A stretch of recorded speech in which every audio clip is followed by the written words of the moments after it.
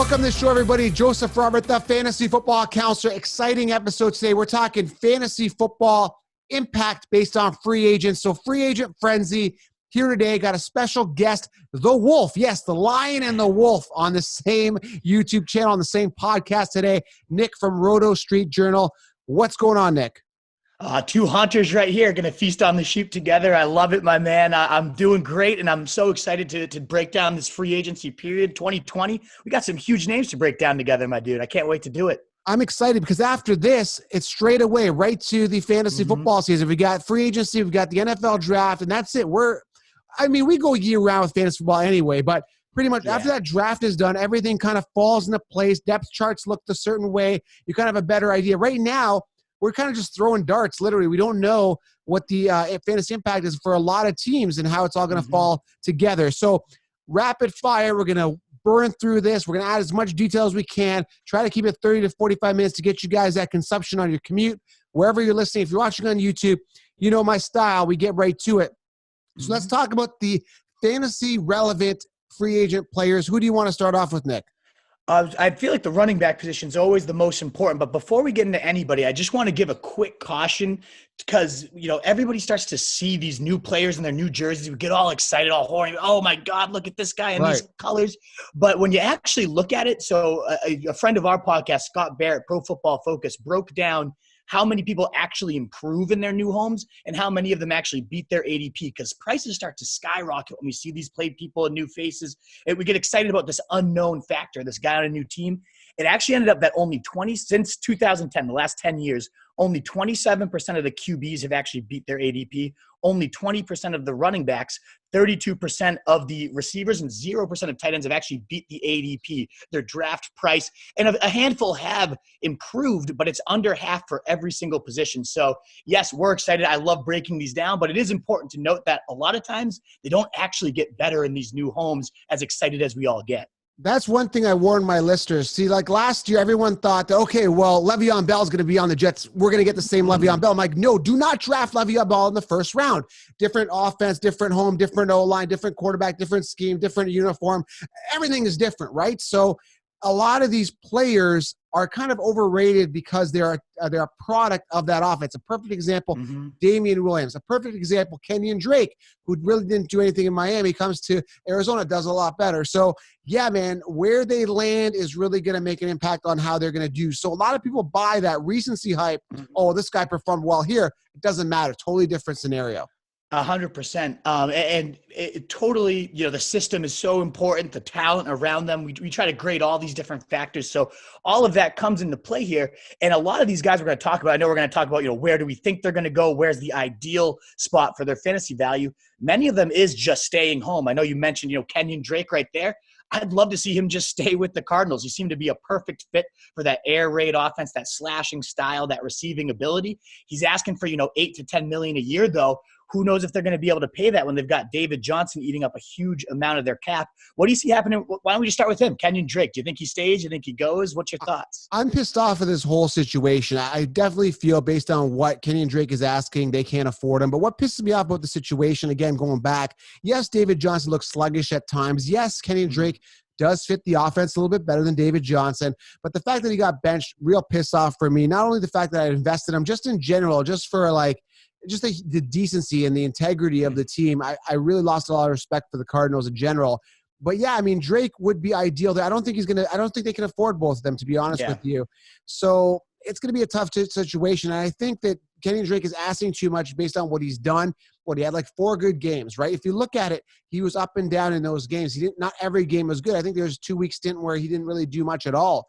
So based on what he did, he's just trying to sell high. He's thinking, yeah, I took David Johnson's job. You guys got to pay me David Johnson plus money. No, dude, you don't deserve it. You did nothing in Miami. You've had 4 or 5 good games, maybe a few good ones in Miami. But, yeah, I mean, I think he goes somewhere else. I think Detroit was looking at him. If that's the case, I don't see him being really fantasy relevant. I will add before we end this off my comments on this.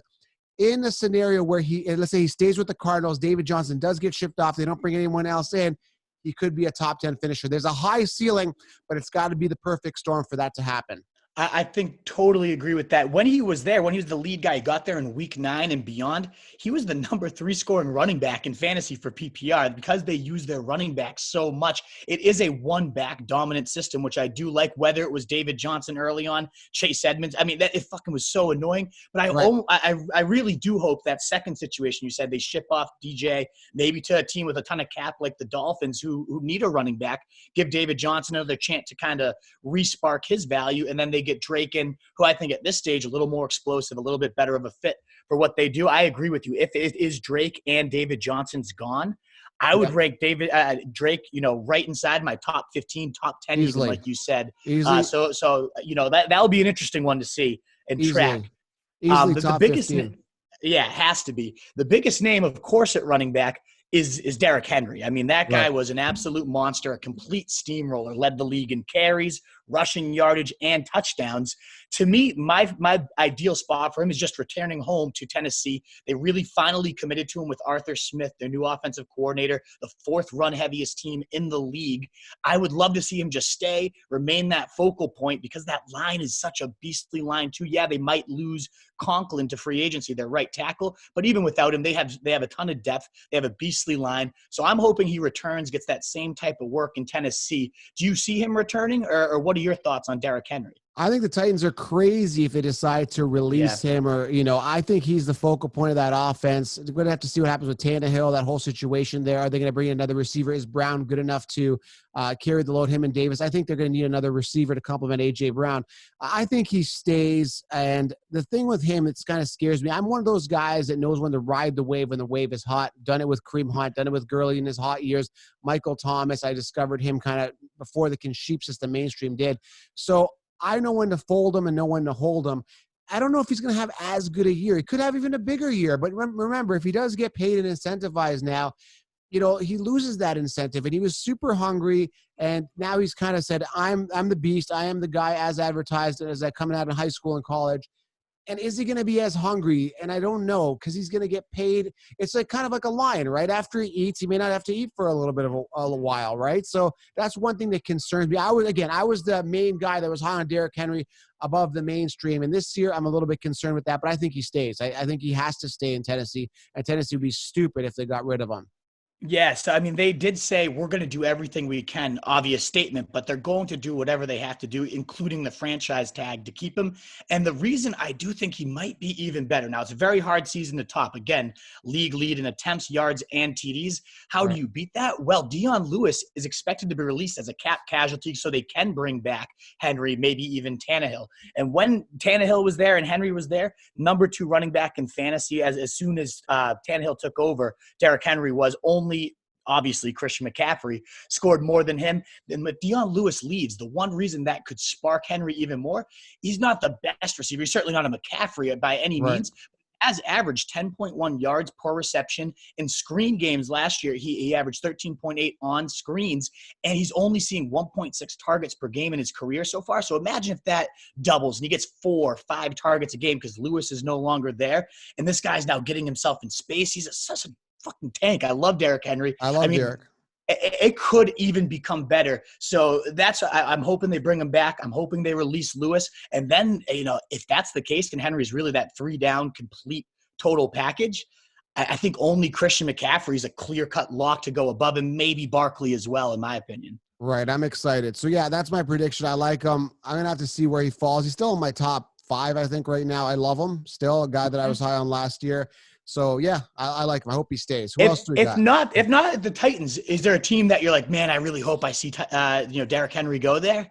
Oh man, I think Houston needs a running back. They don't have a running back. I don't care what anyone says. They don't have a running back. I think that'd be a good fit for him. I hope he stays in Tennessee because again, we're going back to the first thing we said. I'd be concerned if he went anywhere else. It'd be a different offense, different scenario, and I don't want him in another scenario. I want him in Tennessee. That's his best chance of replicating what he did last year. Yeah, I totally agree. But Houston would be very intriguing, that Deshaun Watson-led offense. I mean, that's going to generate plenty of scoring opportunities. Carlos Right. Hyde ran for 1,000 yards there. What the hell could Derrick Henry do? I mean, I know. that's a good second team to throw out there. I like that a lot. The big power run-based team too. So Right. I like that. I mean, the next guy on my list, and I guess we could do both at the same time because they were both former Chargers. One of them is returning. We just got news, yesterday that Austin Eckler is going back. So I wanted to include him. I wanted to break him down just because we now know he's going to be with the Chargers. Let's assume Melvin Gordon's gone. We can maybe talk about Gordon after we do Eckler. Now that we know he's coming back, and it's a pretty good likelihood given the contract they gave him. They signed him to 24.5 million with up to 26 in incentives, Right. 15 million guaranteed. They clearly really think Austin Eckler is a huge part of not only their backfield but their entire offense. Where do you value him now, knowing they've committed to him in this type of sense? Do you think he could replicate what he did last year? I definitely think he could. My only concern is Phillip Rivers not being there. That's number one. Number two, this was a guy that kind of had years to wow me. I wasn't wowed. He was always kind of in the back shadows behind Gordon. Gordon turned down that big money, and I think that pissed off the Chargers. I think Eckler could be good for PPR, but the thing is, I think he's going to be a little overvalued overall as a running back because I think people are going to draft him thinking he is that RB1. I think they're going to be relatively disappointed because if you look at his rushing attempts, I don't have the numbers in front of me, but to my recollection, because all I do is study this stuff, but I think he had like 130 plus attempts. Maybe Right I'm around wrong. there. Go double check. No, it's right around there. You're right. 132, I think. So, I mean, I don't know. He's going to lack that. But again, where he's going to make it up is in the receptions. So I think you're going to get another Alvin Kamara type situation. What I think the Chargers are going to do is I think they're going to get rid of Gordon because he's going to come with a big price tag if they want him. And then they're going to get themselves a solid rookie coming into the draft. Maybe Clyde, I don't think Jonathan Taylor will fall. You never know. But I think it's going to be a solid why. I mean, why pay Melvin Gordon when you get a stud running back potentially to complement Eckler? Eckler will not be alone. I don't believe it. No, the comments at the combine, their head coach, Anthony Lynn, said, I need to have him paired up with someone because Right. then it frees him up to be a receiver. And that's why I do think maybe he doesn't completely match what he did last year. I mean, the running back 4 in PPR fantasy points. But when Gordon wasn't there those first 4 weeks, it really wasn't a committee. So they had Justin Jackson, who they're talking up right now, but he never saw more than 8 or 9 touches. And Eckler was dominating the workload. He was in on 75% or more snaps in all those games, and he had at least 17 touches across all those games as well. And he was the number 2 running back in fantasy behind only, again, Christian McCaffrey. It's always behind Christian McCaffrey, Right, it always. seems like. But for those first 4 weeks, nobody was better than Eckler outside of McCaffrey. So if we get that same type of usage, there is that ceiling. But I thought you brought up a really good point in who's the quarterback going to be, because Rivers has historically, we saw it with Woodhead, we've seen it with so many guys in his past, he does love throwing to his running backs. We need to make sure there's a quarterback. Part of it's the system. I mean, Lynn does love to pepper his running backs. No team threw the running back more last year, 31% of their throws. Right. But it is also a tendency of Phillip Rivers. So I totally agree with you there. We got to see who that is. But I'm not overly worried about Eckler. A lot of people are like, oh, my God, they said he has to be in a tandem at the combine. But that's more so to free him up for these creative receiving usage. I totally see him as a 17 to 20 touch guy, even if 8 or 9 of those touches are coming in the receiving game. And like you said, PPR league, that's 10,000 times more valuable than the carries. So I still like him. In my opinion, Austin Eckler's a first rounder in my mind. So you have him top 10 for sure. I have him right at top 10 running backs, yes, and then maybe 11 or 12, right at that turn of the first round. I'd love to get him in like DeAndre Hopkins or something like that, a good running back receiver. I'm not drinking the Kool-Aid. I'm not buying the hype here. A lot of people will draft him as their RB1. I think they're going to be relatively disappointed. Again, good talent, right? He's above average, but I'm not excited, but especially in PPR. I definitely got a target. I'm not paying first round. I'm not even paying second round. If I get him in the third. Really? Wow. He won't fall to the third. I guess you're not going to have Eckler, and I think you're going to regret it, my friend. That's our first disagreement of the day. This is Austin what makes Eckler. it so much fun. This is what makes fantasy absolutely. fun. So who else do you got? Count me, Team Eckler there. No, Well, what I'm about out. the other guy there, Melvin Gordon? Where do you think now that they've committed to Eckler? Gordon did say, "I'd love to be back with the Chargers. Right. I've always, loved my teammates there. I want to go win it with them." But then, the reports are coming out. He definitely is going to at least test the market. And they've given so much money here to Eckler. I can't see them handing out 2 big running back contracts in the same offseason. So my guess is he's going somewhere else. Where would you like to see Melvin Gordon go play? Again, I hate to sound like a broken record. There's 2 places. Actually, I think it'd be a better fit for him. I think you'd be, top 3 running back if he ended up in KC. KC needs a running back. Damian Williams is not the guy. I would love to see Melvin Gordon in Kansas City. And again, McCoy's not going to do it. He sucked near the end of the season. I warned He's you a free him. agent anyways. He's gone. So he's gone, yeah. But he says he still wants to play. I don't think he's going to be relevant anywhere. He's washed up at this point. Fumbleitis. Done. But yeah, Melvin Gordon in KC would be so ideal. Also, again, going back, and I'm going to be going back to this a lot if there's other running backs that are workhorse like Melvin, is Houston. Houston and KC need running backs. Tampa would be good too. I think, Ronald Jones, Peyton Barber, just wash those guys out right now. Get yourself a solid running back like Melvin, run them. Another good home would be, those are the 3 options, I think, unless you think there's a better option. I'm not sure what you think. I think those are definitely the 3, and we call them value holes, these openings, as you mentioned, that there's no real clear top guy on the depth chart. And when you look at it, you keep citing the Chiefs. That's my number 1 value hole, their running back spot, because the offense, 30 points a game last year, even missing Mahomes for a few of those. They still only trailed the Ravens in scoring so many touchdown chances. That's why Damian Williams was an RB1 for very long stretches. And it's not because he's that great of a talent. So if you put someone like Melvin Gordon there who has the 3-down skill sets, that's the key there with Andy Reid, is he loves a 3-down guy. Right. He doesn't have to sub off. Gordon has those pass-catching chops. He'd catch 70, 80 balls there. I totally agree with you. I'd take him in my top 3. To me, again, I really see Christian McCaffrey at the top. And I know I think last time we talked, you said it's Barkley for you.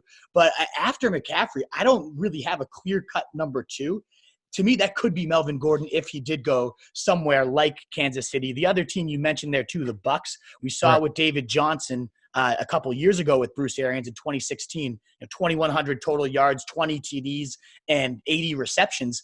Gordon's right on par in terms of talent. He's a great tackle breaker, great 3-down, horse. That team was 4th in the league in scoring. I don't know who their QB is going to be quite yet, but hey, maybe Phillip Rivers goes there, who we already know has a history with Gordon. Those 2 get paired up again. They already know how to work together so well.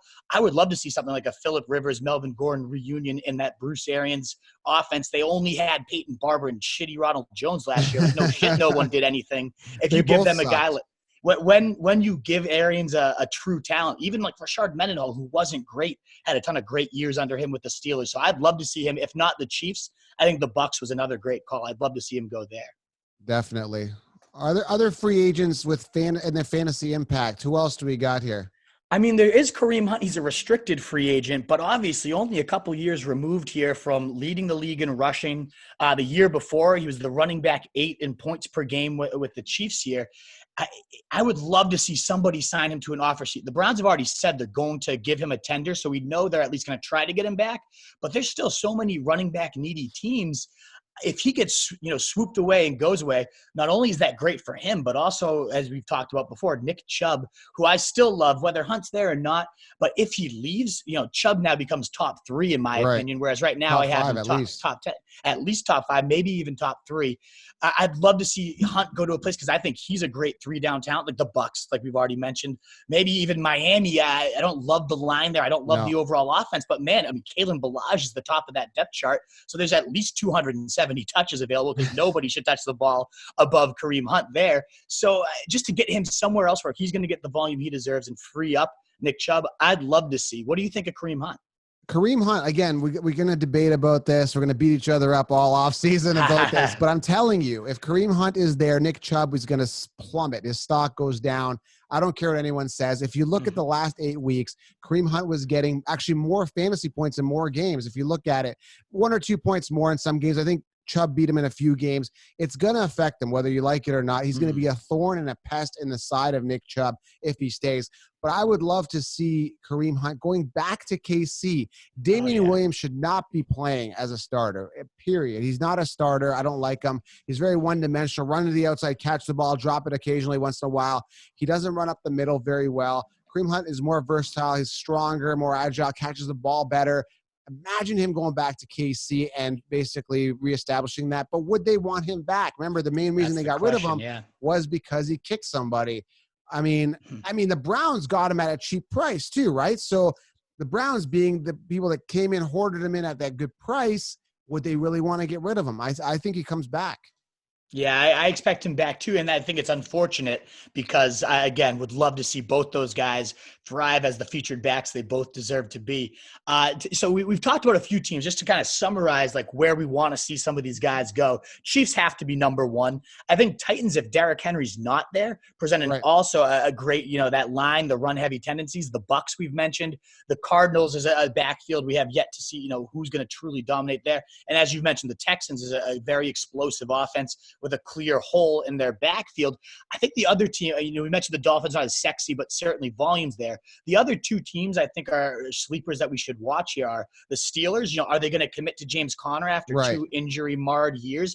They always have wanted a horse. Imagine if Kareem Hunt or one of these guys shakes free and becomes that 3-down horse that Tomlin always had with Le'Veon Bell. He's had with D'Angelo, whoever it is, he's always ridden a guy for 3-down value. So you can't imagine they're all sold in on James Conner. As much as I like the guy when he's healthy, he couldn't stay healthy at all. So I'd love to see what do the Steelers do this year, and even the 49ers. As someone who likes Raheem Mostert, I would like to see them commit to Mostert because I really think he could be that third or fourth rounder that blows up and has a great year, but you never know with Shanahan. So I'm also monitoring that backfield very closely. I'm monitoring 3 other backfields you should definitely be aware of, and they definitely need a workhorse running back because I don't know if they're fully committed on the backs they have now, and understandably so, because 2 of them aren't proven, and one guy's had years to wow, so we're not really wowed. Those 3 backfields are simple.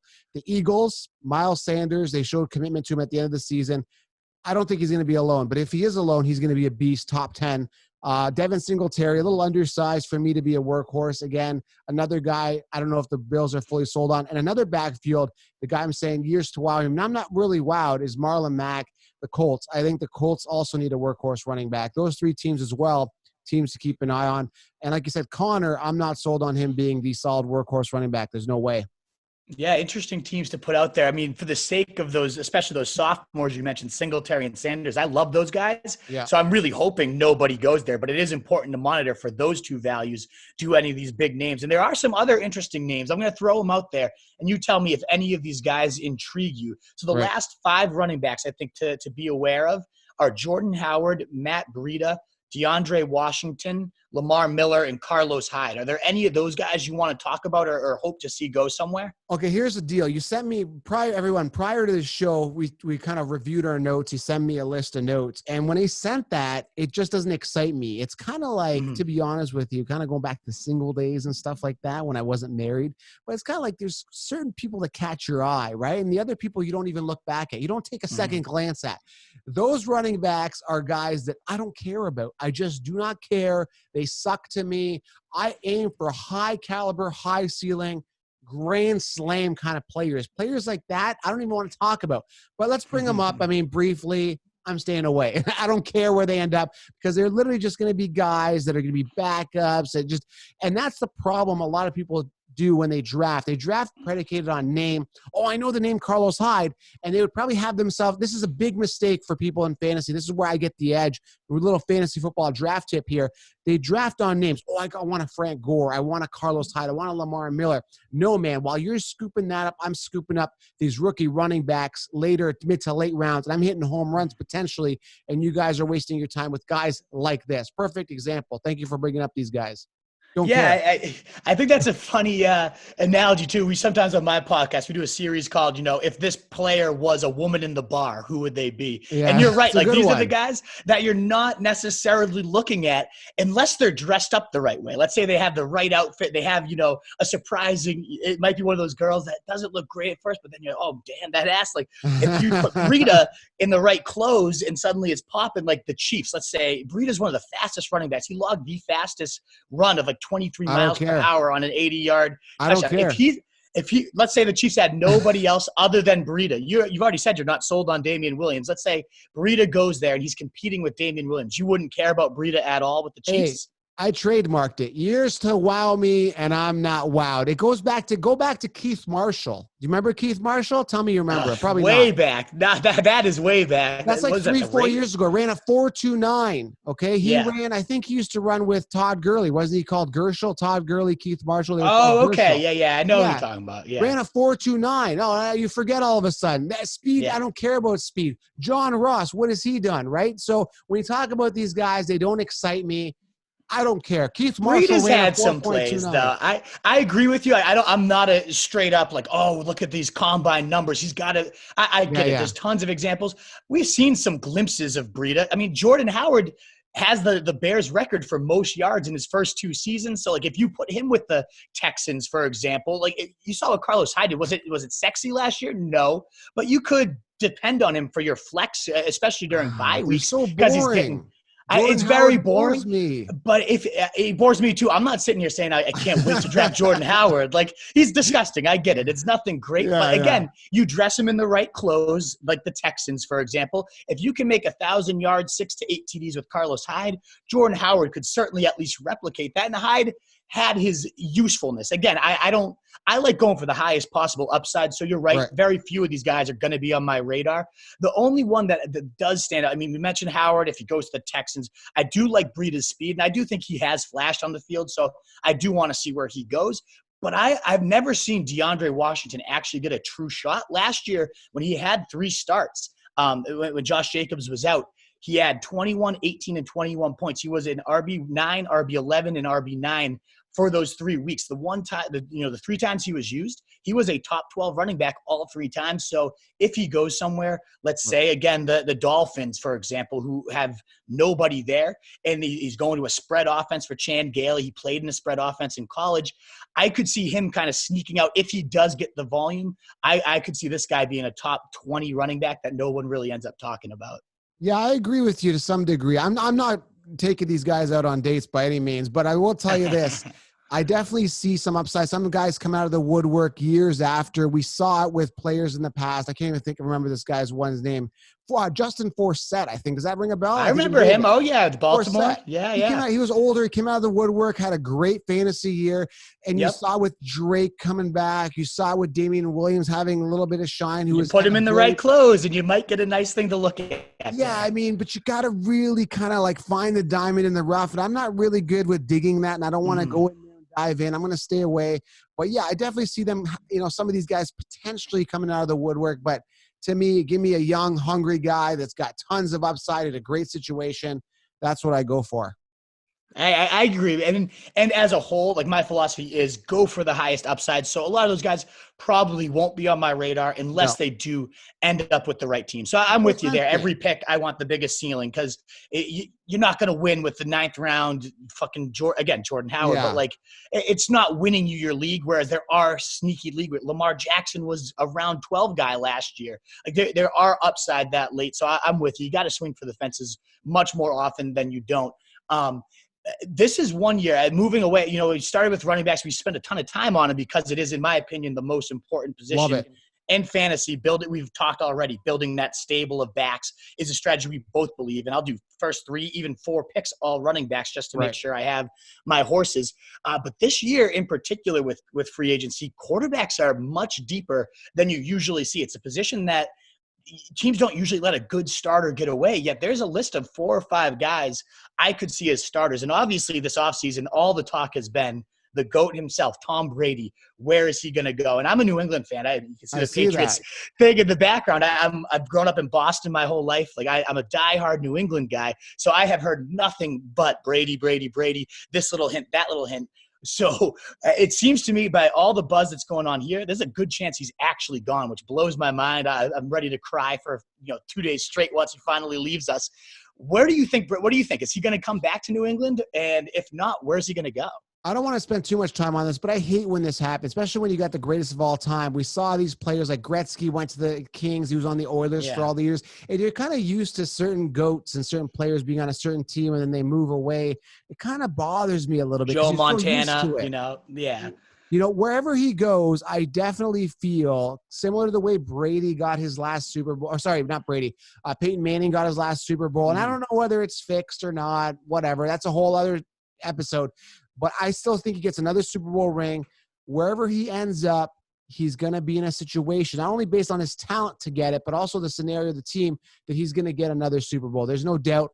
I don't know. I hope he stays with New England. I hope he gets another ring. I mean, it would just be super cool to see greatness do it again and witness it and be alive during this amazing time. And I think wherever he goes, he'll do well. There's talk about Oakland. There's talk about this and that.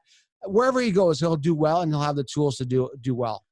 Yeah, I agree. I mean, it's Brady. I totally believe if he does leave, he's going to be more fired up than ever to stick it to Belichick to show it was me, not Bill, that won these titles. So monkey on his back, chip on his shoulder. I think they both want to do it. And all the talk here is Robert Kraft wants him back. He's going to do whatever it takes to get him back. But Bill is ready to kind of move forward and do something else here. We saw that with Garoppolo. Bill didn't want to get rid of him. He would have rather had Jimmy than Brady himself. I wouldn't hate – and wherever Brady goes, I'm always going to be a diehard Pats fan, but I'll root for wherever Tom goes as well. I actually – a couple of weeks ago was pretty drunk and had a blackout vision in a way that he's going to go to the Titans, and my buddy's dad was in Vegas. So I was like, what's the lines on the Titans winning the Super Bowl? And at the time it was 30-1. So I was like, throw $100 on it. So if he goes to the Titans and wins a Super Bowl, it'll be $3,000 richer. So I wouldn't hate that either. And there's a lot of talk with Vrabel being there that they have that camaraderie. If they get Derrick Henry, Brady, they have A.J. Brown, Humphreys in the slot would obviously take a nice bump up with Brady there. I wouldn't hate that. And I think that's one thing we've got to consider as we talk about a few of these quarterbacks is it's not just about their value. I don't know if I'm drafting Brady wherever he goes just because he's 43. How much upside will he have? But the people around him certainly will, in any quarterback, the value definitely changes based on where they go and who the value around them. Like, let's say Brady goes to the Chargers, which is a rumored spot. Austin Eckler, the amount of throws that Brady does to the running back, most people don't throw as much as Phillip Rivers, but Brady is just up there in terms of targeting running backs too. So that would be a great boost to Austin Eckler, to Keenan Allen out of the slot. Think about how much damage Edelman's done over the years. So that's another spot he might slide in and be a great fit. Another quarterback that could have a huge impact on his surroundings too, Jameis Winston. The guy just loves to close his eyes and huck it. I don't know if the guy's actually that good of a player. In fact, I don't love the guy at all. But, man, does he help produce fantasy stats for Chris Godwin, Mike Evans, because he just loves to huck it up and let his guys do their thing. Do you think he ends up back with Tampa Bay, which to me would be the ideal for his value, Bruce Arians' bomb show bonanza there? Or do you think Jameis Winston ends up going somewhere else? James Winston is that guy that's just an average quarterback. I'm not really excited about him wherever he ends up. Yeah, he's got that upside. He likes to throw the bomb, but he also throws a lot of picks, as we know as well. So 30 and 30, right? The first guy ever. 30 touchdowns, 30 ints. He's in the same club to me as your Darnolds, who else is in that club, the average club? I can't even think. I'm not even thinking quarterbacks, but he's just your average quarterback that's never going to have enough juice to get people to the Super Bowl. I just don't see him being that caliber of a guy. He'll never be a Pat Mahomes. He'll never be that guy. So guys like him just don't excite me. Again, a good backup for fantasy with some upside to cover my bye weeks or a possible injury. But other than that, I don't know. I don't know if he ends up in Tampa. I don't know what's going on with him. And again, a lot of people are drafting, Godwin and Evans in regards to thinking that he's going to be there. And they might be surprised if a new quarterback comes in too, and their value is going to be very volatile and a lot of uncertainty in regards to their values as well. Yeah, that's why I hope he stays put, because I Yeah, don't want Godwin and Evans to be ruined. Two top, 7 fantasy wide receivers right there. right. They need someone that's willing to just huck it and let them do their thing. So I'm hoping Winston does stay there for his value and for those two guys, because Bruce Arians, the no risk it, no biscuit offense. The one thing Winston does have is a cannon arm, and I want an offense where he's going to be unleashed there. He'd be a horrible fit if he ends somewhere like New England, where it's all about clock management, ball control and dinking and being accurate.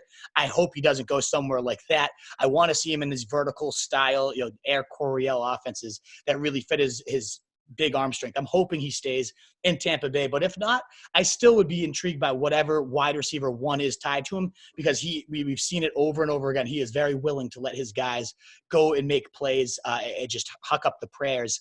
What about Phillip Rivers, another Right. potential starter? I'd say Phillip Rivers and Ryan Tannehill would be like the last two, maybe even Teddy Bridgewater if you want to throw him out there. But those are the last kind of names that could end up being starting quarterbacks in the league next year that are free agents. Do you see either of them? We know Rivers is going to be gone. Where do you see him landing?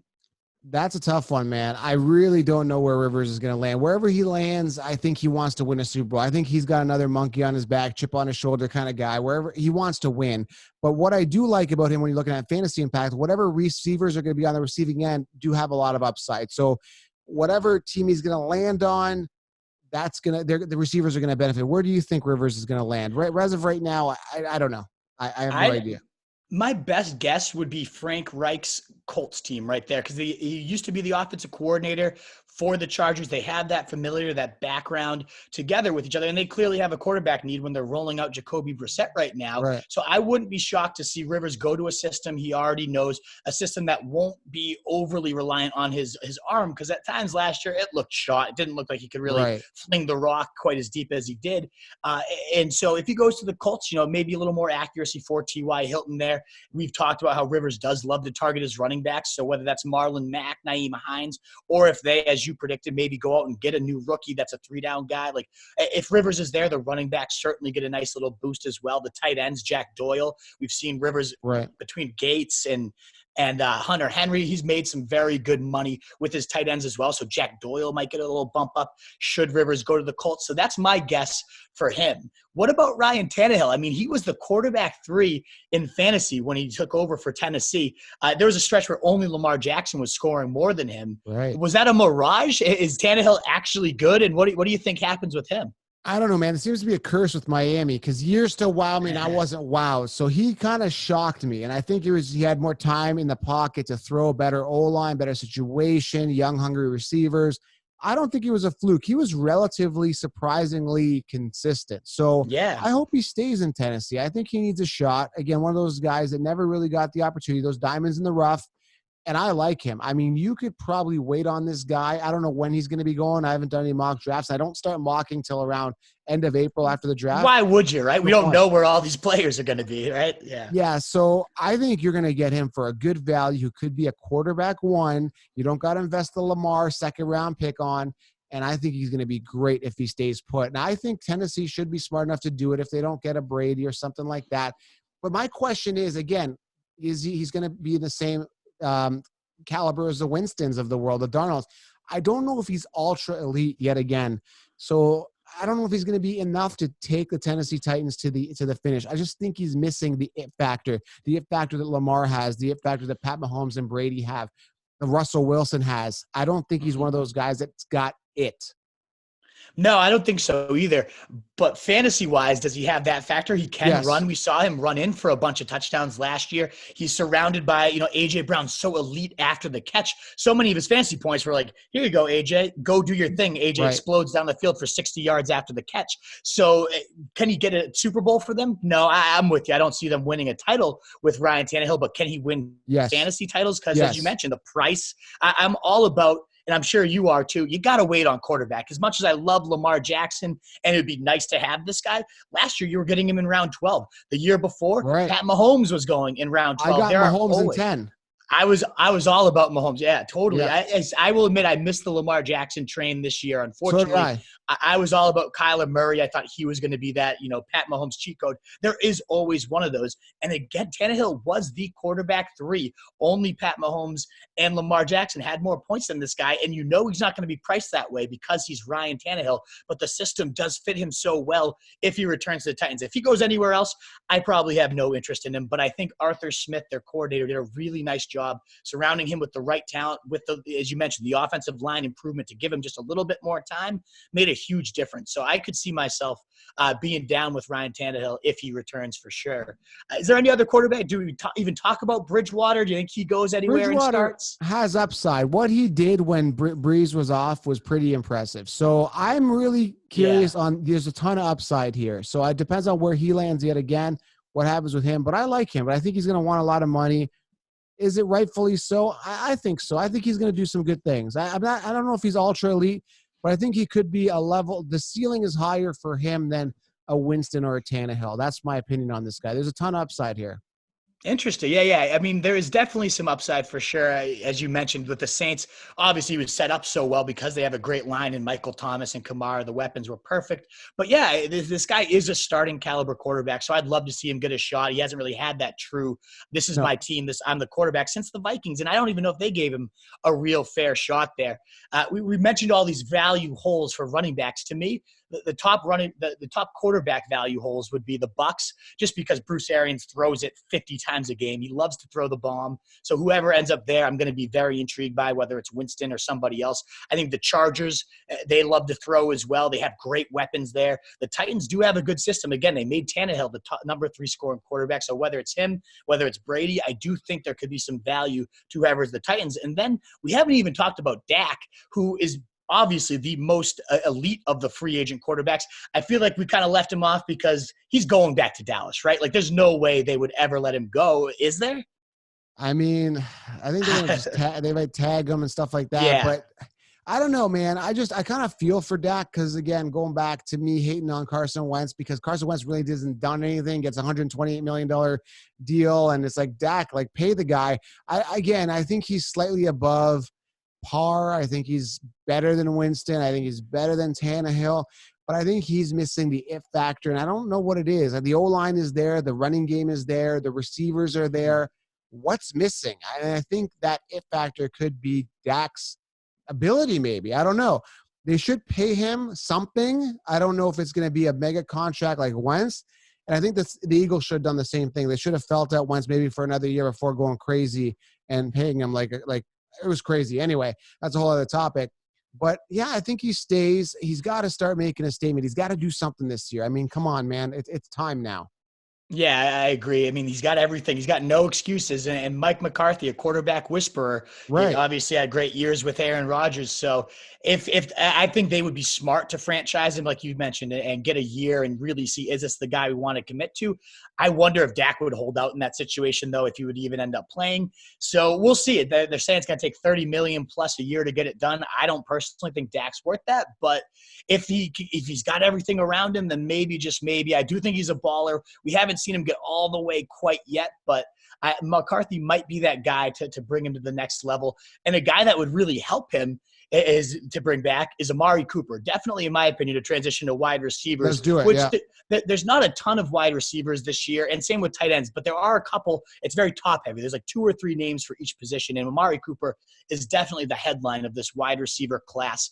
To me, I would love to see him return to Dallas. He was the wide receiver 8 there last year. Had his best year of his career, most consistent year, even though there were some blow-ups and some disappearances. He does get hurt a little bit often, but still, McCarthy, whether it's Devontae Adams, whether it's Jordy Nelson, like he's always had that true Greg Jennings. He's always dominated with a number 1 wide receiver, and I do think Amari Cooper has the route running, the speed, the size to do it all. So I'd like to see him return to Dallas.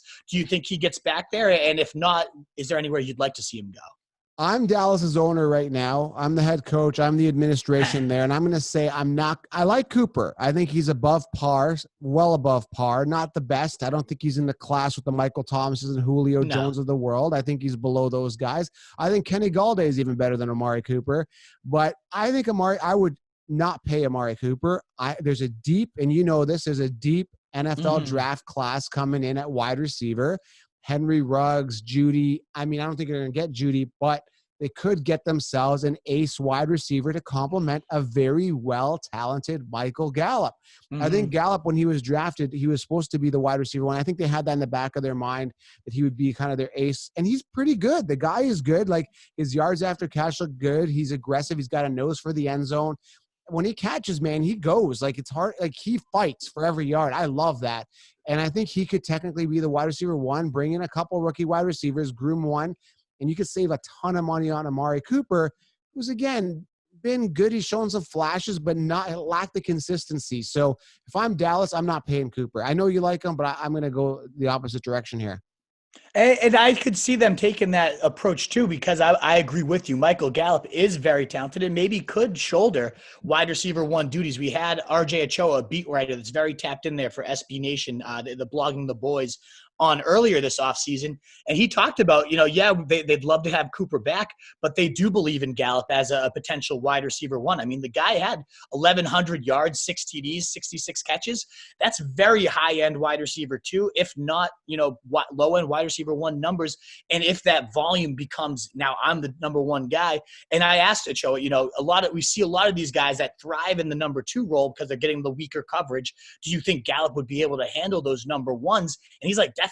We've seen enough of this guy that he could beat number one corners. He could get, 180, 200 targets and be that number one guy and still put up, great numbers. It's not that he was a product of the weaker coverage. So I'm with you. I like Gallup a lot. If Cooper leaves, I think Gallup has to be treated as a top 20, maybe even top 15 fantasy wide receiver. He has the potential to be one of the biggest risers this offseason when it's all said and done. If Cooper leaves and it's just Gallup, where do you think you'd see him sliding into your rankings? Yeah, man, I easily, like, without a doubt, top 15. I got to see about the top 10 maybe. I like him. I would actually like him ahead of one of either Godwin or Mike Evans, because interesting. if Winston's not there, one of them is going to fall off. Yeah. I don't see them both finishing top 10. So, yeah, man, Gallup's got a huge ceiling if Cooper goes. I would love him. And I think a lot of people are going to sleep on him because I watched those games and I watched how good he really is. So I'm excited about Gallup, man. I'm excited about that offense. But Dak, it's do or die for him, man. They got to do something. Kind of like the same kind of do or die mentality was with players like Dalvin Cook last year, Derrick Henry. Like, it was make or break. Leonard Fournette, make or break seasons for them. And a lot of these guys stepped up when the time came. Dak has to step up, and Gallup could benefit. Yeah, I'm with you there. Again, McCarthy, such a pass-happy guy. So even if Cooper returns, I can still see Gallup being a top 20 guy. But obviously, if he's that, the number one weapon there, would be huge. If Cooper leaves, there's a few teams I wrote down that I'd love to see get a new wide receiver. One of them is the Cardinals. I mean, they have Kirk, but to me, Kirk is the definition of a number two. Nothing solid, sexy about that guy. Larry Fitz, as great as he's been his whole career, he's obviously not a number one. It seems to me like that air raid needs a true number one guy. They were lacking it. I'd love to see Kyler get a weapon like Amari Cooper. They are cap strapped. They're trying to keep Drake. I don't know if that happens, but I'd certainly love to see it. And I also think the 49ers and Eagles both kind of lack that true number one. Alshon, you can't rely on him. He's hurt all the time. Deshaun Jackson, great speed, but not a number one either. So the Eagles could use someone like Cooper. Right. And the 49ers, I mean, who the hell do they have? Emmanuel Sanders is good. I do love Debo. You're right. Like, I think those two together would be deadly. So those are the three teams I kind of wrote down. And the Packers, I mean, they have Adams, but they could also use a number two. In New England, I mean, Julian Edelman's really the only guy too. Those are the teams I'd love to see make moves at wide receivers that have some real fantasy value. Cooper, to me, the Cardinals would be the most ideal if he does not go to Dallas. What do you think of those teams I kind of threw out there? I agree. I mean, Kirk is good. Not so much a PPR machine, more of a deep threat. We had some big bombs go to him last year. I think he lacked consistency, but he's got a high ceiling, I think, this year if he becomes the main wide receiver one and remains kind of the wide receiver one there. So, yeah, I definitely think Cardinals would be a really good fit for Cooper. And I think the upside is there with that offense. Yeah, the only other true number one wide receiver I see in the free agent class, and that's only if he stays healthy, which is one of the biggest question marks after these last 3 years. That's AJ Green, though. I mean, he was a true dominant number one receiver for so long. Obviously, didn't play a snap last year, missed half the year before that. So there are huge question marks there. There's rumors the team wants to franchise tag him and keep him there to keep Joe Burrow happy. And Burrow's already kind of said, I really want AJ Green to be there. Burrow said that. He wants Green to stay. Sign him. Keep him. And so let's say he stays. Do you buy AJ Green? You know, obviously it depends on the price, but do you think him and Joe Burrow can do some damage together, or are you avoiding this guy? They could do damage. I'm going to avoid him. I'm one of those guys that, you know, I look at it kind of like a stock sometimes. So if the stock is high, and Green stock was high years ago and it's plummeted so low, and sometimes it's good to buy low. Trust me. Don't get me wrong. I like to thrive, but when I guess stock is a bad example, because once these guys age a little bit, and I think they've kind of peaked out, they've kind of blew their load, it's very hard for them to kind of find their way back. Burrow could be a nice ignition to this. It could, you know, light a spark here. But again, years to wow me lately, and I'm not wowed. Once they taper and fall off, I rarely dig back in to grab these older guys. And he's not that old, but when it comes to football age, you know, I'm not excited, man. I'm really not. Yeah, the recent injury history is killing me. And last year, it's one of those things in fantasy that it shouldn't affect you, but I took him in like 3 or 4 leagues last year. And the fact that he didn't play a snap and I just had him burning my bench all fucking year is like, you have those guys that you're like, once they burn you, you're like, fuck them. I don't ever want to touch these guys. So whether he blows up or not, I'm off the AJ Green team, unless maybe he goes with Brady to New England or gets a change of scenery. I'm into the idea that since he does have a decent turnaround, I am a believer in Burrow. I think he's going to be the real deal. He played in a pro-style offense under Joe Brady, and we saw what happened at LSU this year. I mean, lit the absolute world on fire. I think he's going to be legit. I really do think he's legit. I think, you know, they get Jonah Williams, their offensive tackle, back next year. I love Mixon. I think Boyd's a good talent. So I could see this offense definitely taking humongous multiple steps forward, and AJ Green being a part of that.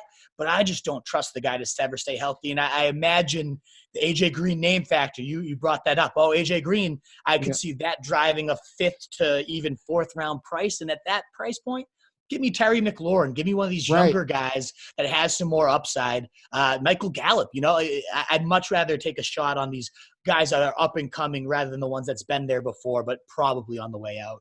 Right. So, yeah, let's wrap it up here. A couple more receivers, rapid fire. I know Robbie Anderson, he's kind of been a one-trick pony, deep threat kind of guy.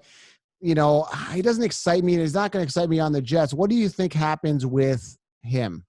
I'd love to see him leave the Jets. Fuck the Jets. Fuck Adam Gase. Like that he ruins everybody. I hate Adam Gase, and they have some players there, but I'm not touching anyone on the Jets until Adam Gase is gone. Get him to, you know, maybe the Packers, right? I don't want to see him be a true number one. He's not a true number one, but in a number 2 role, you know, Devontae Adams on one side drawing the top attention. Anderson could do some damage with, you know, Aaron Rodgers. It's such a play action based system where they get the D-backs biting. If he has the secondary cover one-on-one, I could see Anderson and Aaron Rodgers really being a great connection. I'd love to see him go there personally. Do you have a spot circle that you'd like to see Robbie Anderson? I'm going to stay away from him because he's going to be that annoying guy that's going to put up a 45-point game, and then for 3 weeks he's going to put up donuts, and then he's going to come back and have another 45-point game and put up. That's the type of player he is, and I stay away. So I really don't care where he ends up. It's just kind of interesting as a late round guy to get and plug him in based on matchups. So if there's a good matchup, maybe DFS play, that's where I'm going to play Robbie, but definitely don't want to see him on the Jets. I mean, it would be interesting to see Rivers on the Colts and him lining up with T.Y. Hilton. That would be interesting. Yeah.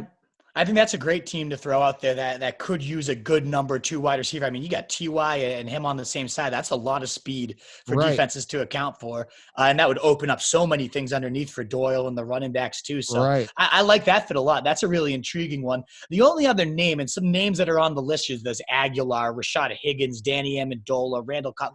No one you care about at all. Are we going back to this again? Are we going back? I am. Going back to the girls you're not going to ever look at the bar. You Yes, used to wow me. I'm not wowed. I'm not even talking about it. Exactly.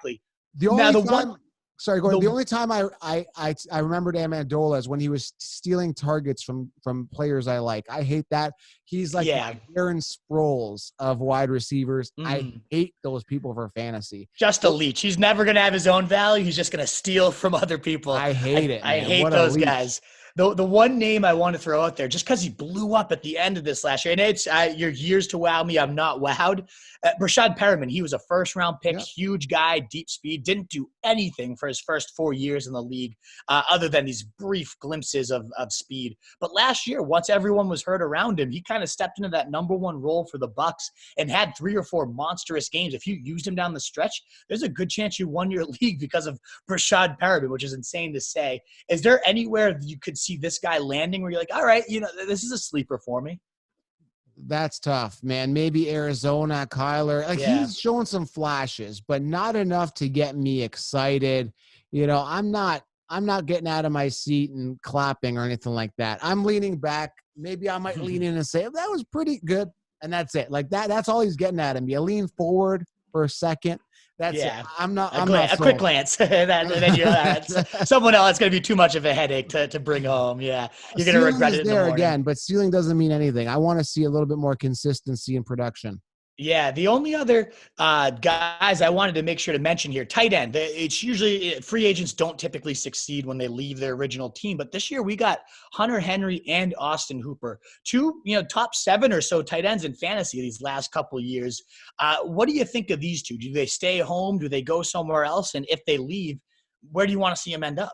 Henry's the guy I kind of stayed away from. The talent is there. Some injuries have plagued him a little bit through the years. Not a guy I trust. Hooper, I think, is a little more consistent, exciting. I don't know if that was a product of Matt Ryan and that offense, probably because the defenses were distracted trying to cover Julio Jones-Ridley. I think Hooper benefited from that.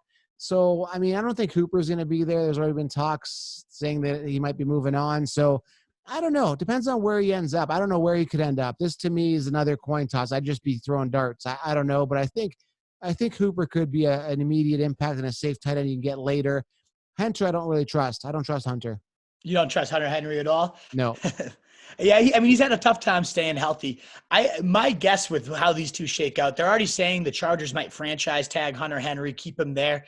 If Tom Brady, let's say, goes there, and obviously we have that history of relying on Gronk. Obviously, Hunter Henry's not Gronk by any means, but I would love to see Hunter Henry and Brady somehow pair up in a quarterback that would really utilize him well. Hooper is interesting. They're saying, like you mentioned, the Falcons don't expect him back. They have too much cap hit everywhere else, which is a shame because Dirk Cutter really does love peppering his tight ends. I think it's a huge part of his system. O.J. Howard and even Cameron Brate in Tampa Bay had a lot of value with Dirk Cutter. So whoever ends up being Atlanta's tight end, I'm going to be very intrigued to see. There's rumblings that Hooper might end up going to Green Bay. And on paper, it's like, oh, Aaron Rodgers, a sexy landing spot, but he's never had a good fantasy tight end, maybe once with Jermichael Finley out of 15 years. I hope Hooper does not go there. I'd love to see either of these guys end up in New England. If Brady's there, I'd love to see either of them end up, if Hooper returns to the Falcons or Henry goes there. Those are kind of the 2 biggest spots, the Falcons and the Patriots, that have historically used tight ends very well, that have some big openings. The Bills don't really have anybody, and the Cowboys, Witten's gone, so maybe either of those teams could use a tight end injection as well. But who knows? Who knows where either of them go? The only other tight end free agent worth mentioning, in my opinion, is Eric Ebron. He had 13 touchdowns a couple years ago. Is there anything else you want to say about any of these 3 guys? Or not really. Just I'm going to do this new thing now where I raise my eyebrow with just the one. Kind of like that. You got my interest peaked when you said, I think it was Henry and Brady. That is fascinating to me. That's interesting because, Brady does like to throw to his tight ends. We know that. And I think that would be very interesting. Whatever tight end is at the receiving end of Brady's pass. I'm not too excited. Tight end, give me a solid guy. It's going to give me 10 points. Give me an ace backup that could have a high ceiling. That's it, man. Yeah. That is really it. And I think that's really it for this free agent class, too.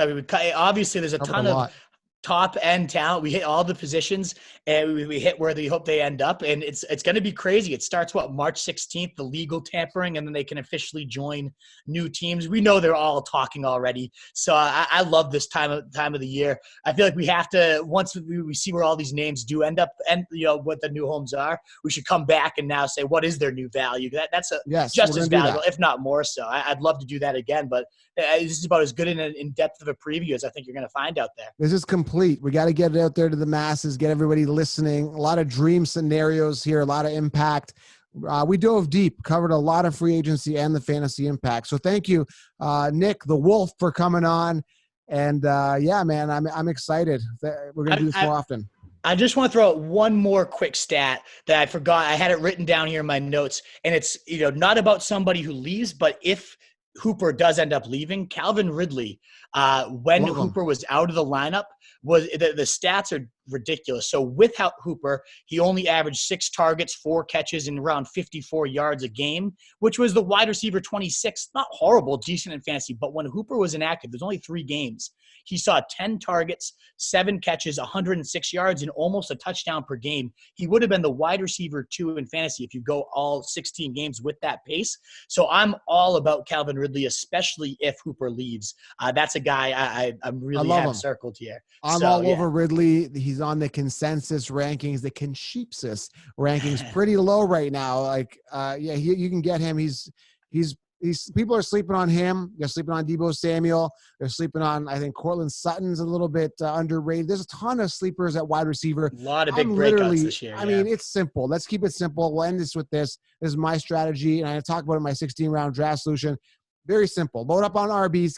Anchor yourself with an ace quarterback, and just get an ace, wide receiver at round 4, 5, 6, maybe get a good one there, and just load up on a bunch of sleeper wide receivers. You're going to nail a bunch of them. It's going to be great. This wide receiver class, in the NFL draft is so deep that, you're going to land yourself some good wide receivers, and that's it, man. Just wait on wide receiver. There's a ton of good guys this year. Ton. And I feel like it's every year. Last year I did the same thing. First 3 rounds, I took Ezekiel Elliott, Dalvin Cook round 2, Aaron Jones round 3. That alone was enough to win a title. But then at receiver, you're like, oh, your receivers must have blown. I got Godwin round 4, Cooper Kupp round 5, and DJ Moore round 6. That team obviously went on and just fucking destroyed the league. And it was one of those perfect situations. It doesn't always end up like that.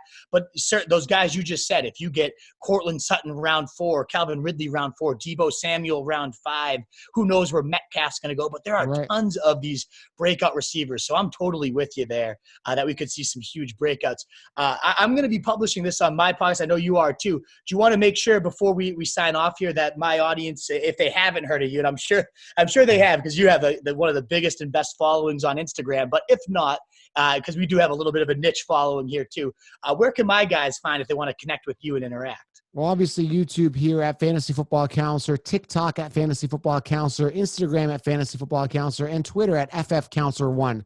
I got on Twitter late. I couldn't secure the Fantasy Football Counselor name. So, yeah, same with you guys. Roto Street Journal, guys. Check him out. I really like your website. Website is top-notch. Great content. Very nice layout on the website. Good podcast. Very good knowledge for yourself as well. Keep grinding, keep hustling. And yeah, I'm glad that I get to introduce you to my audience. And yeah, I'm big on Instagram. I don't want to toot my own horn, but millions upon millions of YouTube minutes last year watched, millions of podcast downloads. I'm very grateful to be in the position I'm in. And hopefully you guys that are listening to me can go over and, listen to Nick as well, because again, he's full of absolute knowledge and he knows his crap. So yeah, check him out. Absolutely. And you already mentioned rotostreetjournal.com. That's our home base, breeding and feeding fantasy wolves. If you want to connect directly with me on Twitter, it's at RotoStreetWolf, and Roto Street Journal on Instagram. I know a lot of your audience might find us through that. Roto Street Journal is also on YouTube if our audience sees us there. So we're up and coming, and that's why I love you, because you're willing to find the new exciting, the Deebo Samuels of the world. You're the hidden gem. The hidden gem of the fantasy world, and you're ready to kind of help me at that wing and blow up. with your already established audience. So I really appreciate you having me on, my man. And I think we're going to keep churning out some very valuable content this entire offseason. I do the same thing, whether it be stocks, whether it be fantasy, whether it be human interaction. I find the hidden gems. I find I stay away from the Lamar Millers and the Carlos Hydes and everything. I'm not here to knock anybody, but there's a lot of Carlos Hydes out there, and I'm aiming for the Saquon Barkleys and the upside guys that know their stuff. So yeah, I'll take Saquon Barkley. Yeah, that's me. I'm definitely Saquon. I'll take that. It's a whole other topic. Yeah, so man. Thanks for being on, guys. This wraps it up. Make sure you guys subscribe to both podcasts. And man, we covered a lot. We are absolutely. We are. We'll talk later. Cheers.